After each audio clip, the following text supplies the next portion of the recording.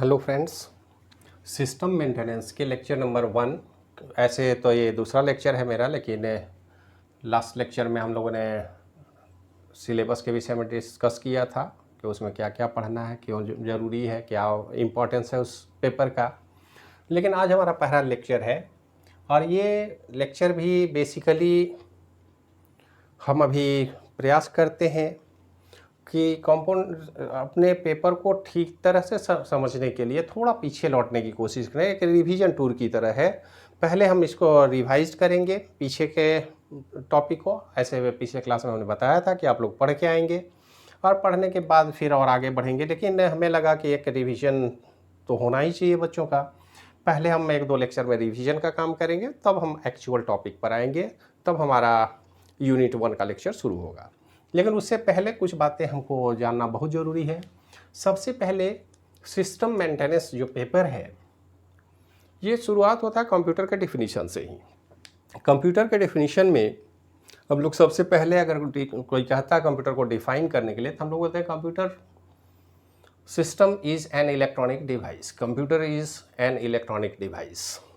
तो computer system या computer जो इलेक्ट्रॉनिक डिवाइस है, तो उसी इलेक्ट्रॉनिक डिवाइस की बात करते हैं। ऐसे डेफिनेशन में आगे हम बोलते हैं कि it is a data processing machine, data की प्रोसेसिंग करता है।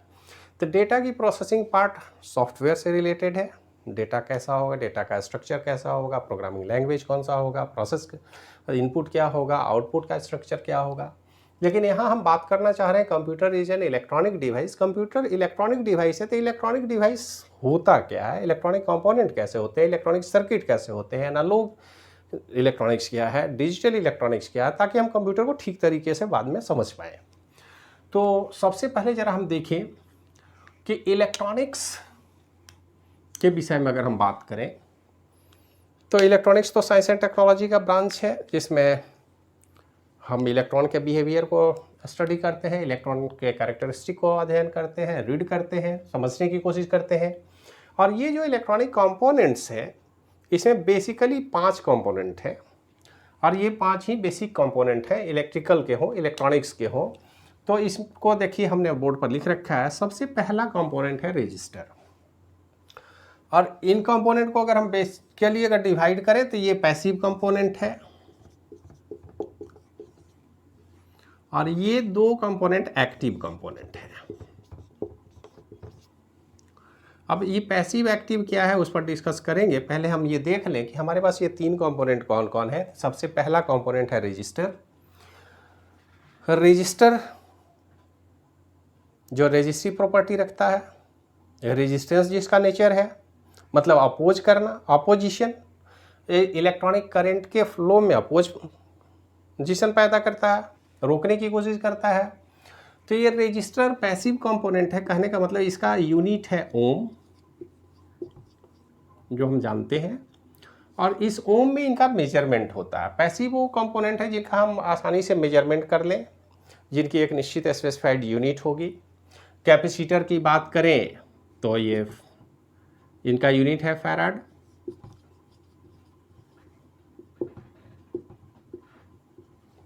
इंडक्टर की बात करें तो इनका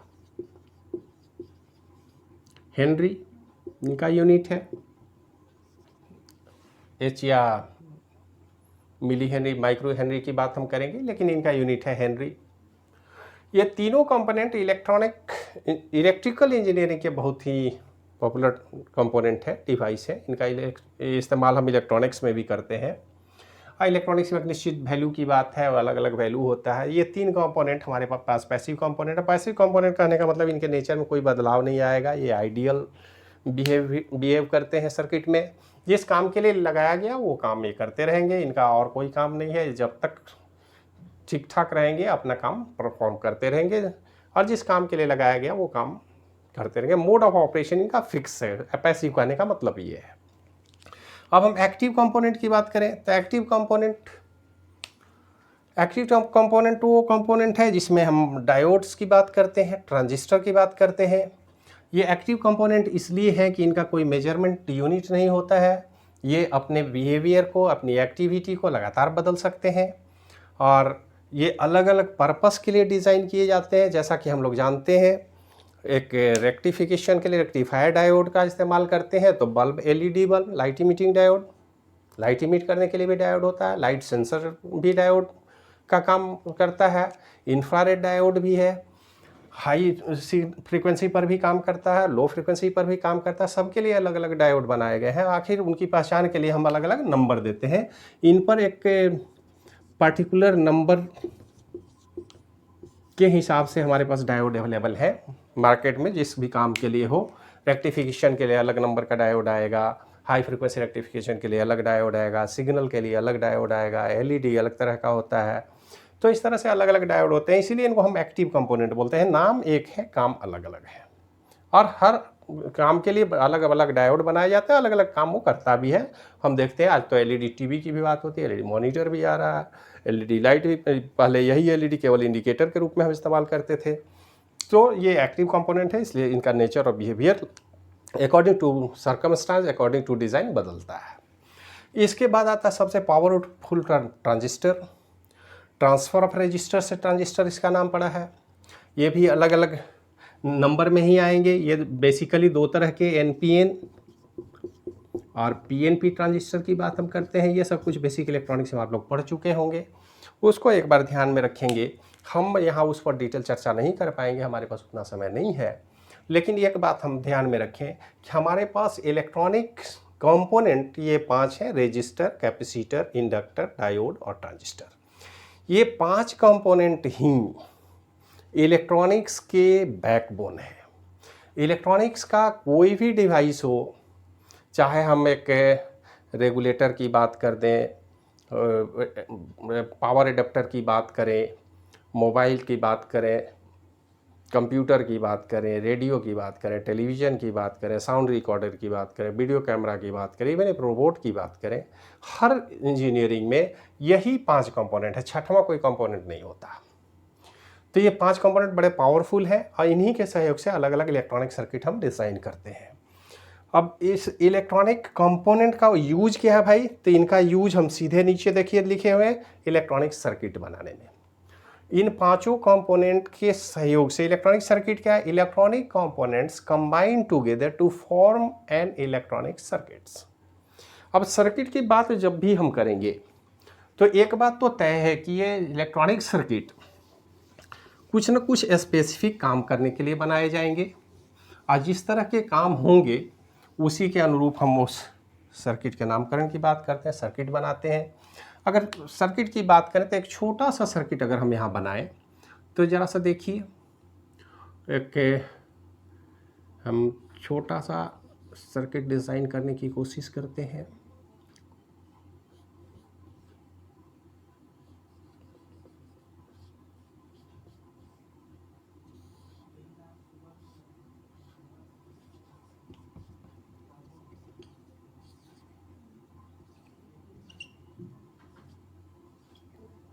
ये डायोड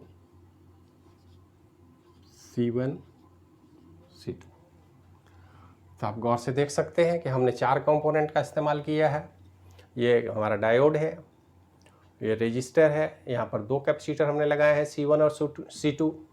अब इस सर्किट 4 कंपोनेंट के द्वारा बना हुआ है, लेकिन हम उन्हीं इलेक्ट्रॉनिक कंपोनेंट का इस्तेमाल कर रहे हैं। यहाँ पर आप इनपुट देंगे, इनपुट में क्या देंगे भाई? तो इनपुट सिग्नल देना होगा, और आउटपुट में भी हमको कुछ ना कुछ सिग्नल मिलेगा। अब वो क्या मिलेगा, कैसे मिलेगा, कौन सा सिग्नल मिलेगा, या इस सर्किट का क्या फंक्शन है, अभी उस पर डिटेल डिस्कशन करने की ज़रूरत नहीं है। हम एक बेसिक आइडिया दे रहे हैं कि सर्किट डिज़ाइन कैसे होता है। तो इन कंपोनेंट को मिला करके हमने बना लिया। सर्किट अलग अलग तरीके से बनाए जाएंगे। इलेक्ट्रॉनिक सर्किट को अगर हम देखें, सबसे पॉपुलर सर्किट है इलेक्ट्रॉनिक्स में जिसको हम लोग बोलते हैं एम्पलीफायर, दूसरा ऑसिलेटर सर्किट, तीसरा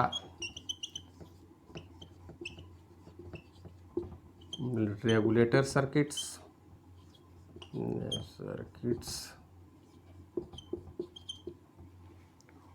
और चौथा जो सर्किट है इसको हम लोग बोलते हैं इलेक्ट्रॉनिक स्विच।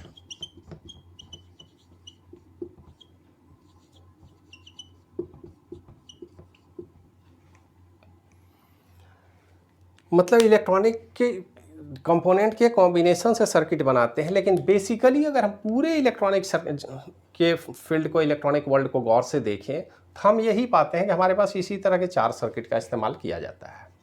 सबसे पहला है amplifier circuit. It is used for amplification of electronic signal. अब यहाँ पर सिग्नल टर्म जो है उसको आपको समझ लेना होगा। अगर डेटा की बात हम करें तो सिग्नल के विषय में हम बोल सकते हैं कि डेटा इन इलेक्ट्रॉनिक फॉर्म, इलेक्ट्रिकल फॉर्म भी बोल सकते हैं। डेटा क्या है अब तो हम पढ़ चुके हैं, डेटा की प्रोसेसिंग ही होती है। लेकिन सबसे पहले कंप्यूटर में अगर डेटा की प्रोसेसिंग करनी है तो सबसे पहला काम हमको करना होगा कि उस डेटा को इलेक्ट्रिकल या इलेक्ट्रॉनिक फॉर्म में चेंज करना होगा। इलेक्ट्रॉनिक फॉर्म में चेंज करने का मतलब है कि हमारा डेटा जो है वो कन्वर्ट होकर के क्या हो गया है, सिग्नल। कैसे हो गया, जरा सा हम लेक्चर अभी कंडक्ट कर रहे हैं। आप जानते हैं कि हमने माइक लगा रखा है। इस माइक में एक्चुअल में हो क्या रहा है, हम जो कुछ भी बोल रहे हैं इस साउंड को यहाँ के सराउंडिंग में तो सुनाई पड़ रही है, लेकिन आप तक तो नहीं पहुँच सकता ये साउंड। तो हमने क्या किया, माइक का इस्तेमाल किया। माइक में जब हमारा आवाज़ पहुँचता है तो ये माइक जो बहुत सिंपल सा कंपोनेंट होता है, इस माइक में हमारा आवाज़ पहुंच रहा है। इस माइक ने इस साउंड को इस फॉर्म में बदल दिया और यही है सिग्नल। यहाँ पर जो हमारा डेटा है ये तो साउंड के फॉर्म में है, वॉइस के रूप में है। लेकिन इसी वॉइस को जब माइक में हमने दिया तो माइक उसको फाइनली सिग्नल में बदल दिया। अब ये ऑडियो सिग्नल हो गया, साउंड का करस्पॉन्डिंग सिग्नल हो गया। तो ये साउंड के फॉर्म, ये जो सिग्नल है वो इलेक्ट्रिकल फॉर्म है इसी डेटा का। अगर हम यहाँ कैमरा लगा दें तो जो कुछ भी हम दिखेंगे तो कैमरा में इलेक्ट्रॉनिक फॉर्म में ट्रांसफ़र हो जाएगा, तो वीडियो सिग्नल होगा। ये ऑडियो सिग्नल है। तो ऑडियो या वीडियो सिग्नल बनाने के लिए बहुत ही आसान डिवाइस आज की डेट में उपलब्ध है हमारे पास। ऑडियो वीडियो कैमरा है। अगर ऑडियो के लिए हम माइक का इस्तेमाल करते हैं, माइक हमारे पास सबसे इफिशिएंट डिवाइस है ऑडियो को इलेक्ट्रॉनिक फॉर्म में सिग्नल के रूप में कन्वर्ट करने के लिए। और कैमरा का इस्तेमाल हम करते हैं तो डिजिटल सिग्नल भी क्रिएट कर लेता है आसानी से। तो ये जो सिग्नल आया, इसी सिग्नल के प्रोसेसिंग के लिए सर्किट बनाए गए हैं। अब जरा सा गौर से देखें कि इस इलेक्ट्रॉनिक फॉर्म में जो सिग्नल हमारा बन गया, सिग्नल मतलब इलेक्ट्रॉनिक फॉर्म ऑफ डेटा। अब हम डेटा का टर्म बार बार इस्तेमाल नहीं करेंगे, डेटा में कन्फ्यूजन होती है, डेटा सॉफ्टवेयर के लिए आप छोड़ दें। यहाँ पर बात करें सिग्नल, सिग्नल भी डेटा ही है, इलेक्ट्रॉनिक फॉर्म में है। तो अब जरा से देखिए कि एम्पलीफायर क्या करता है। एम्पलीफायर एक ऐसा सर्किट है जिसके अंदर में बहुत सारे कंपोनेंट होंगे और यहाँ पर हम अगर कोई सिग्नल देते हैं तो इस सिग्नल के एम्पलीट्यूड को ये बढ़ा सकता है। एम्पलीफिकेशन इसको हम बोलते हैं। तो सिग्नल के एम्पलीट्यूड को हम बढ़ाएं तो ये एम्पलीफायर हो गया। ये सर्किट जो है वो क्या है, एम्पलीफायर सर्किट है। अब एम्पलीफायर सर्किट में के अंदर क्या है, तो इसके अंदर रेजिस्टर भी होगा, कैपेसिटर भी होगा, ट्रांजिस्टर भी होगा, डायोड भी हो सकता है। तो इस सर्किट को जब हम एक्टिवेट करेंगे और इस सर्किट को काम करने के लिए हम पॉजिटिव और नेगेटिव पावर भी देंगे, नेगेटिव वोल्टेज, ताकि ये काम कर सके। तो एक्सटर्नल एनर्जी जब देंगे एम्पलीफायर को और सिग्नल देंगे इनपुट में, ये हमारा हुआ इनपुट और यहाँ से हमको आउटपुट मिला। अब आउटपुट में क्या मिला, तो जो भी सिग्नल हमने दिया था इस लो एम्पलीट्यूड के सिग्नल को हाई एम्पलीट्यूड में बदल दिया, एम्पलीट्यूड चेंज कर दिया। अब ये अलग बात है कि इसकी क्वालिटी पर डिपेंड करेगा कि एम्पलीट्यूड बदलने में कोई नॉइज़ का इंटरफेरेंस ना हो जाए, किसी तरह के नॉइज़ को हम एलिमिनेट कर लें, सप्रेस कर लें, ज़्यादा पावरफुल करें, कितना टाइम एम्पलीफाई करना है, सिग्नल को 10 गुना करना है, 50 गुना करना है, 100 गुना करना है, डबल करना है, ये डिपेंड करेगा इस एम्पलीफायर के पावर पर। लेकिन एम्पलीफायर कहने का मकसद हमारा ये है कि किसी भी इनपुट सिग्नल के एम्पलीट्यूड को बढ़ा देता है, इंक्रीज करता है। जनरली एम्पलीफायर का यही काम है। तो इस पर्पज से हम इस सर्किट का इस्तेमाल करते हैं। ऑसिलेटर सर्किट की अगर हम बात करें एम्पलीफायर के जगह पर, तो ऑसिलेटर सर्किट एक ऐसा सर्किट है, इसकी अगर हम बात करें तो ऑसिलेटर इसमें कोई इनपुट नहीं होता है, बल्कि इनपुट को हम वापस में फीडबैक फॉर्म के रूप में इसी का कुछ पार्ट दे देते हैं। इसको सीधे पॉजिटिव सोर्स आप दे दीजिए, इनको ग्राउंड कर दीजिए, तो ये सिग्नल जेनरेट करता है।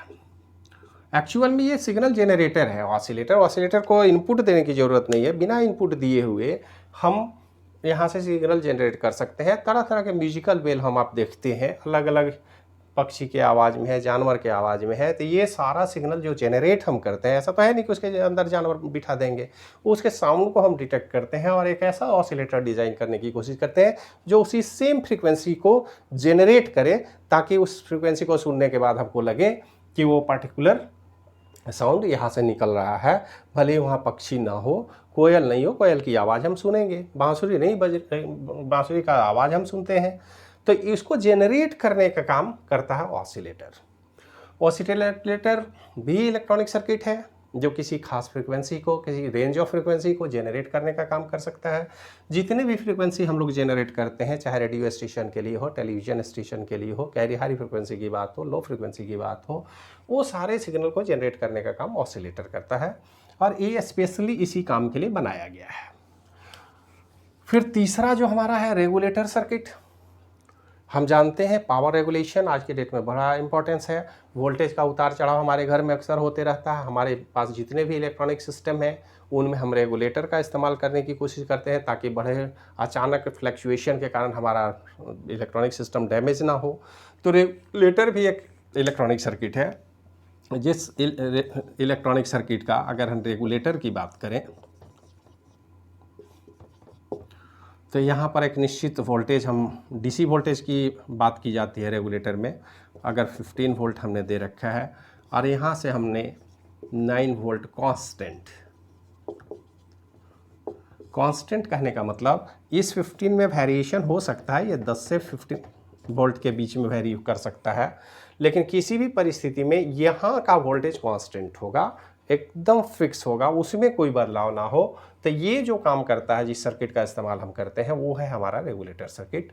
तो ये 3 तरह के सर्किट हम लगाते हैं, जिसमें वोल्टेज के रेगुलेशन की बात हो, सिग्नल जनरेट करने की बात हो, या सिंपली उसको एम्पलीफाई करने की बात हो। और ये तीनों ही सर्किट जो हम डिज़ाइन किए हैं, इन्हीं तीनों सर्किट को एक नाम हम देते हैं। ये सारे सर्किट एनालॉग सर्किट कहे जाते हैं। इस एनालॉग सर्किट से अलग हटके एक हमारा यूज है इलेक्ट्रॉनिक सर्किट का, जो है इलेक्ट्रॉनिक स्विच। इलेक्ट्रॉनिक स्विच का मतलब है कि किसी भी नॉर्मल स्विच की अगर हम बात करें, ज़रा प्रैक्टिकली आप सोचें कि मान लेते हैं यहाँ पर एक हमने स्विच लगा रखा है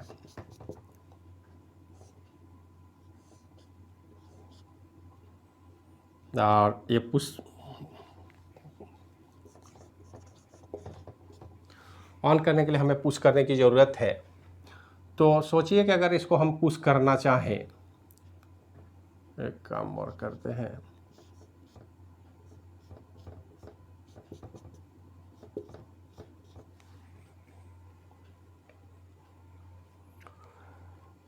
इसको अगर हम पुश करें तो सर्किट कनेक्ट होता है।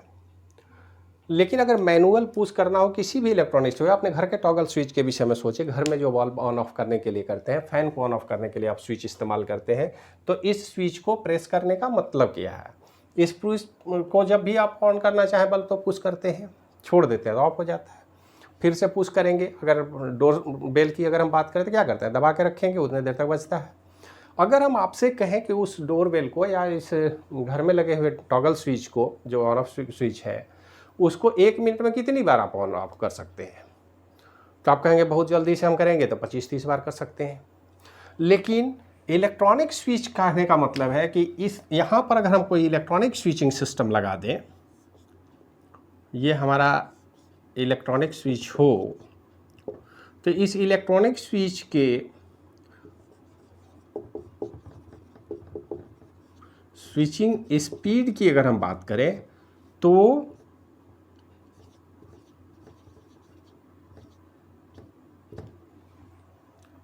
10 लाख टाइम मतलब million, 10 million, 100 million switching speed हो सकती है।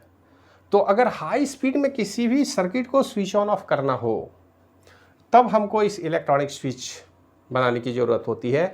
ये इलेक्ट्रॉनिक स्विच ऑटोमेटिक तरीके से काम कर सकता है, मैनुअल तरीके से काम कर सकता है, और ये इलेक्ट्रॉनिक स्विच की डिज़ाइन हमारे डिजिटल इलेक्ट्रॉनिक्स के डेवलपमेंट का आधार बना। डिजिटल सर्किट्स जो है जिस पर आज हम कंप्यूटर की बात करते हैं, उसका बेसिक ऑपरेशन जो है वो इलेक्ट्रॉनिक स्विच पर डिपेंडेंट है। यही इलेक्ट्रॉनिक स्विच है जो complete digital system design, digital circuit design, micro processor के डेवलपमेंट का आधार है। तो हमें अगले क्लास में इस डिजिटल स्विच पर हम ज़्यादा कंसंट्रेट करेंगे। बाकी तो एनालॉग इलेक्ट्रॉनिक्स आप लोग पढ़े होंगे, amplifier circuit, oscillator circuit, regulator circuit, circuit की डिज़ाइनिंग, उसके प्रॉस कॉन्स, वो डिज़ाइनिंग कैसे करते हैं, क्या करते हैं, उस पर आगे डिस्कस आप लोग अपने सब्जेक्ट में किए होंगे, पढ़े होंगे। लेकिन चूंकि हमारा सर्किट डिज़ाइन नहीं, हमारा सिस्टम मेंटेनेंस है, तो हमारे कंप्यूटर सिस्टम का बेस है ये इलेक्ट्रॉनिक स्विच। एक ऐसे सर्किट की हम बात करें जिसमें हाई स्पीड में स्विचिंग की जा सके, ऑन ऑफ किया जा सके, और ऑन ऑफ करेंगे तो हमारा डिजिटल सर्किट तैयार होगा। और इस डिजिटल सर्किट में विशेष डिटेल में हम अगले वीडियो लेक्चर में प्रयास करेंगे समझने की। तो आज के लिए यहीं छोड़ते हैं। वीडियो देखने के लिए धन्यवाद। Thank you.